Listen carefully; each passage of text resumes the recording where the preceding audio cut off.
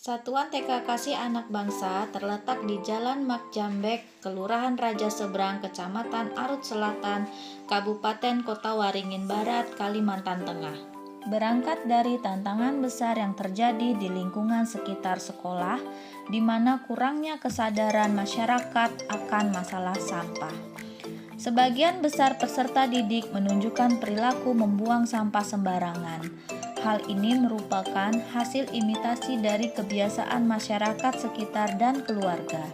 Tumpukan sampah di tepi sungai dan di tepi jalan menjadi pemandangan setiap hari yang disaksikan oleh peserta didik.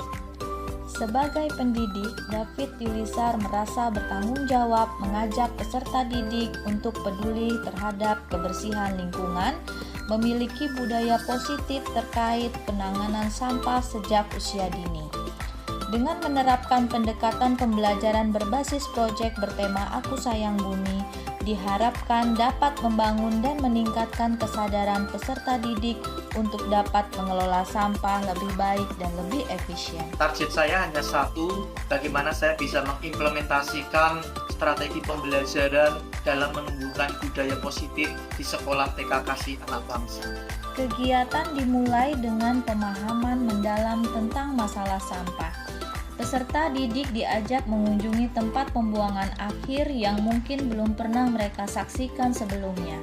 Peserta didik mengamati gunungan sampah yang menumpuk berasal dari berbagai penjuru kota. Peserta didik kemudian diajak untuk berdiskusi dan berpikir kritis tentang tindakan sederhana yang dapat mereka lakukan untuk mengurangi sampah di lingkungan mereka. Peserta didik belajar membedakan antara sampah organik dan anorganik, serta bagaimana pengaruhnya terhadap lingkungan langsung dari narasumber Bapak Nardi dari TPS 3R Resi Rejo. Kemudian peserta didik praktik langsung memilah sampah yang telah disiapkan ke dalam kedua tempat sampah yang berbeda. Kunjungan ini diakhiri dengan komitmen bersama dari peserta didik untuk mulai mengimplementasikan budaya positif dalam pengelolaan sampah, tidak hanya di sekolah, tetapi juga di rumah dan di lingkungan mereka. Selanjutnya, ruang kelas berubah menjadi laboratorium kecil di mana peserta didik belajar mengenal proses membuat hair folic enzim yang efektif. Peserta didik mulai bekerja sama mengolah sampah organik, menimbang, mengukur, memotong, dan mencampur bahan-bahan yang dibutuhkan sesuai arahan Bapak Ibu Guru. Setelah proses fermentasi selama 3 bulan, tiba saatnya untuk panen hair folic enzim. Peserta didik memulai kegiatan dengan menyaring dan menuang cairan hair folic enzim ke dalam botol-botol kemasan. Setelah itu, peserta didik membuat label, menghias dengan hal-hal yang mereka sukai. Hal ini menunjukkan kebanggaan dan kreativitas mereka.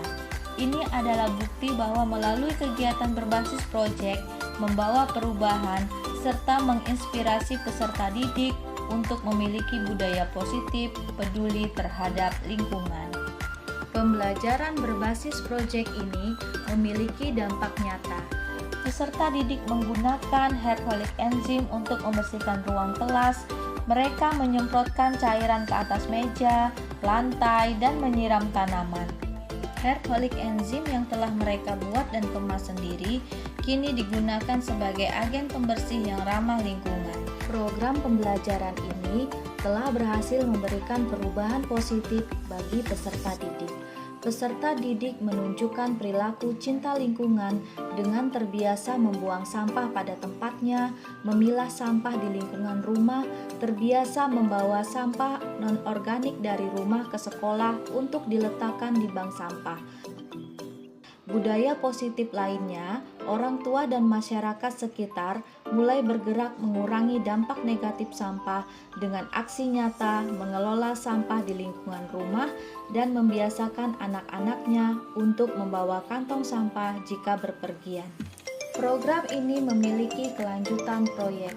Sampah non-organik, kertas dan kardus akan diolah menjadi kalender literasi dalam rangka menumbuhkan budaya literasi di sekolah.